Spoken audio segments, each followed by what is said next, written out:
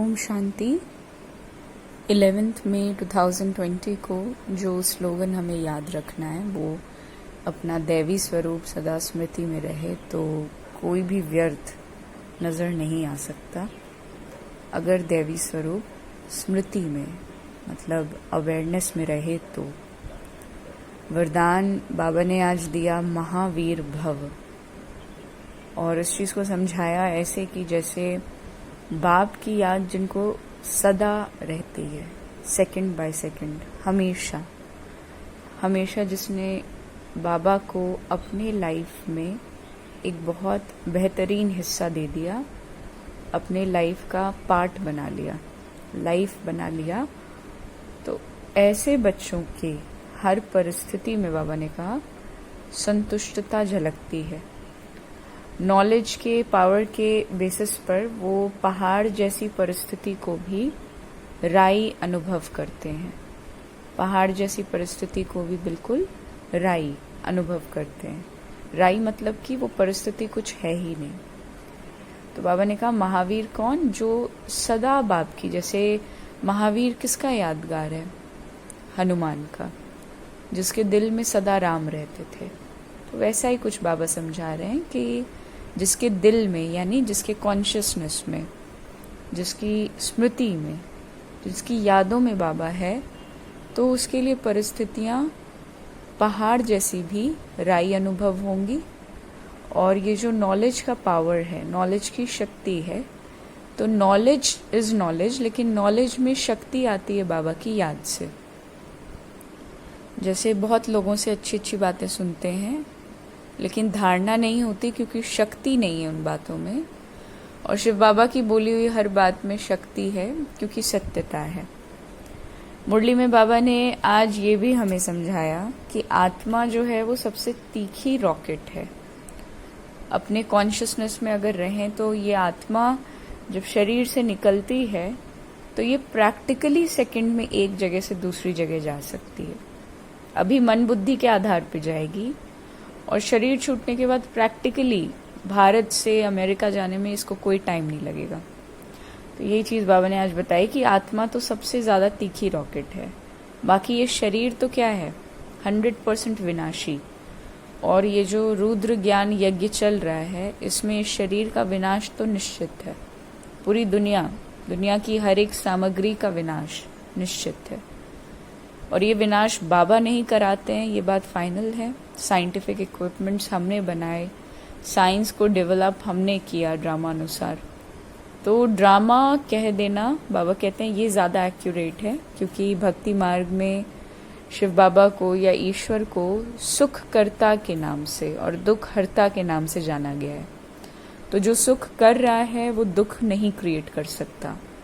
तो शिव बाबा ने कभी कलयुग क्रिएट नहीं किया था, कलयुग हमारी रचना है ड्रामा अनुसार।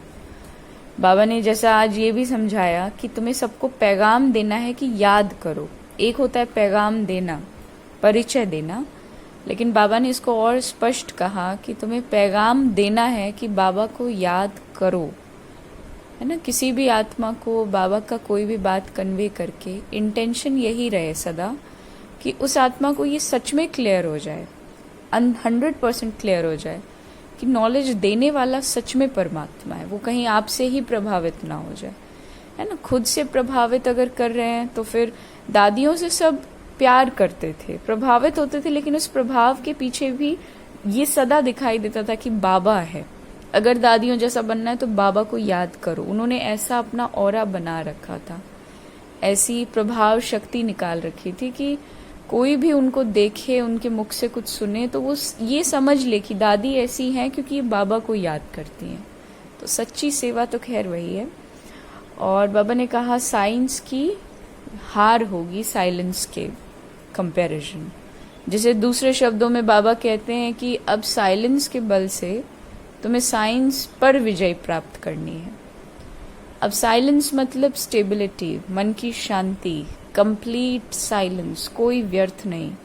हर परिस्थिति को देखने, समझने, परखने और उससे खुशी खुशी डील करने का पावर। साइलेंस मतलब जो परमात्मा कह रहा है उसके अकॉर्डिंग लाइफ को चलाना। साइलेंस मतलब दुनिया में क्या हो रहा है उससे मेरा मन इफेक्टेड नहीं होगा। तो साइंस में तो ये शक्ति है ही नहीं। साइंस तो केवल चीज़ें बना सकता है ना, इनोवेशंस कर सकता है। आज साइंस की शक्ति दुनिया में कोरोना को इंस्टेंटली ख़त्म नहीं कर पा रही है, लेकिन अगर कोई साइलेंट है, बिल्कुल साइलेंस में है, तो एक पल को कोरोना हो भी गया तो आत्मा के ऊपर उसका असर नहीं पड़ेगा।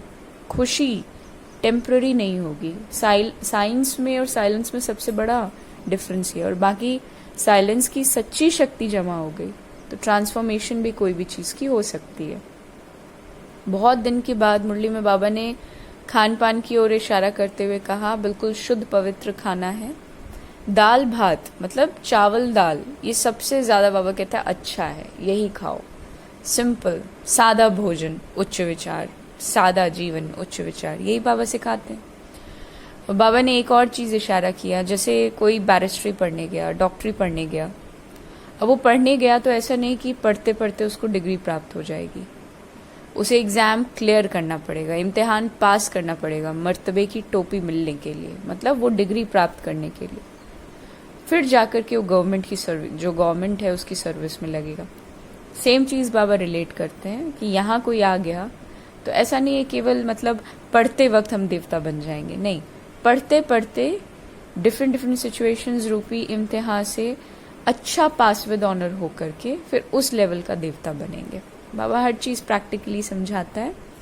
और सत्युग की एक बाबा ने पहले भी बताई है, आज बहुत दिन के बाद रिमाइंड कराया कि जैसे यहाँ पे शव को जलाया जाता है या दफनाया जाता है डेड बॉडीज़ को, सत्युग में साइंस इतनी रिफाइन हो चुकी होगी कि इलेक्ट्रिकल तरीकों से, इलेक्ट्रिसिटी के माध्यम से, बिजली के माध्यम से शरीर को 1 सेकंड में डिस्ट्रॉय किया जाएगा।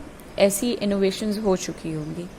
तो सत्युग की ये बात भी उतनी ही निराली है कि 0 पॉल्यूशन से शरीर खत्म होगा, ना कोई झंझट, ना, क्योंकि सत्युग की कोई भी चीज़ थकावट वाली नहीं है। बाकी ये जो पुरानी दुनिया है इसका विनाश ना हो, ऐसा हो नहीं सकता, ये निश्चित है।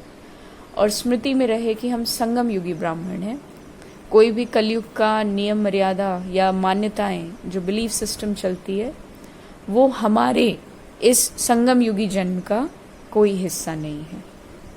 और क्योंकि हमारी दिन की यात्रा है, अब जो भक्ति मार्ग का फॉल्स मिथ था, गंगा में डुबकी आदि आदि, उसके साथ साथ जीवन को जीने के तरीके से लेकर सोचने विचारने, ईश्वर की समझ, हर एक चीज़ इस दिन की यात्रा में बदल गई।